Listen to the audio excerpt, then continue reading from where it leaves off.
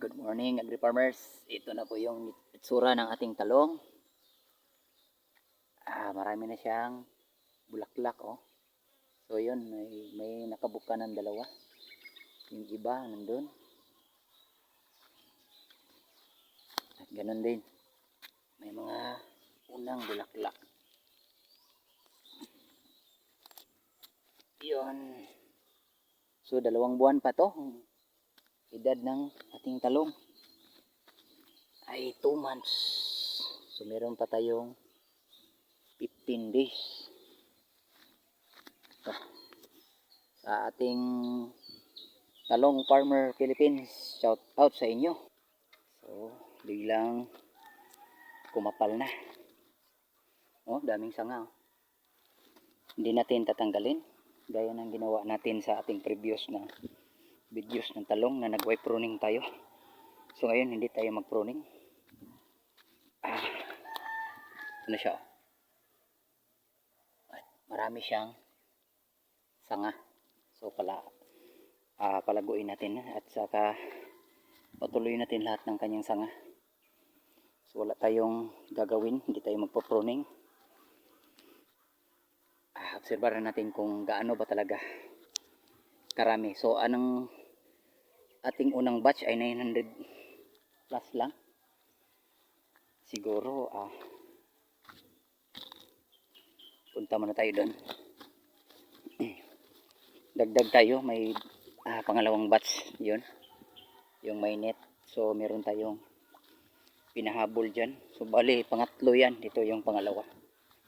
Yung pangalawa katutubo pa lang. Ito yung isura, oh. So binabaging na natin pa isa-isa. Yun. Yun, oh. Mga tumubo na. Ito yung mga pahabol natin. Siguro mga 1,000 din to.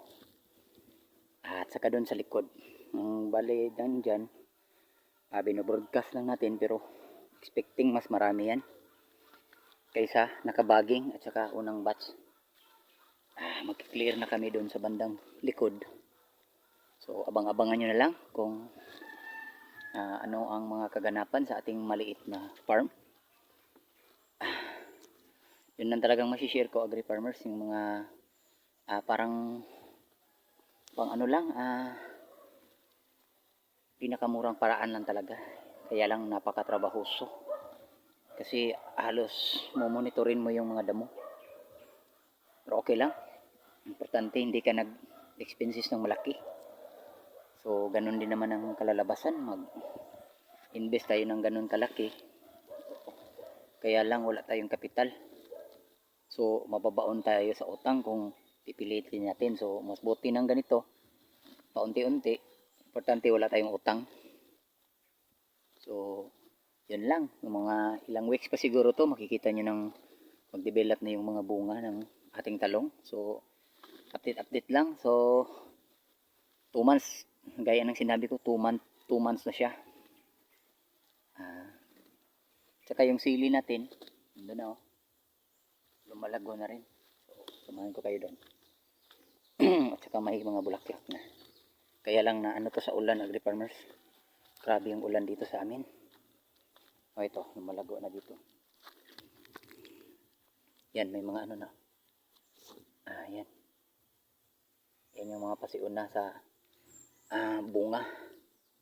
Kanyang bandang Y. Ito rin banda, meron na. Yun, may mga kabubuka pa lang. Saka may mga maliliit. Hindi masyadong makapal. Ngayon, straight na ng init dito. Mga 4 na araw na. So, maganda to.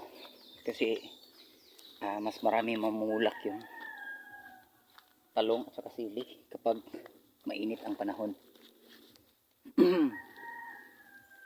Hanggang doon lang muna masishare ko, agri-farmers.